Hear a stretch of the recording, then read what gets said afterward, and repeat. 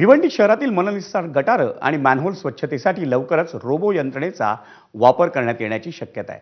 त्यासाठी केरळ येथील जेन रोबोट कंपनीकडून अशोकनगर परिसरात आज प्रात्यक्षिकही सादर करण्यात आलं। हे प्रात्यक्षिक पाहण्यासाठी भिवंडीचे महापौर नारायण चौधरींसह काही नगरसेवक आणि काही महापालिका अधिकारी उपस्थित होते। तब्बल 1,09,00,000 रुपये किमतीची ही रोबो यंत्रणा खरेदी करण्याबाबत प्रशासन आणि लोकप्रतिनिधींमध्ये चर्चा सुरू आहे।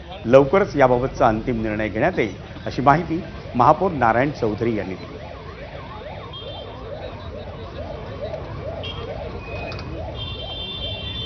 आम्ही ट्रायल बेसिसवर केरलावरून गाडी मागवलेली आहे। आपले जे अंडरग्राउंड ड्रेनेज आहे ते साफ करण्यासाठी त्याचा हे आम्ही डेमो आज दिलेला इथे या लोकांनी।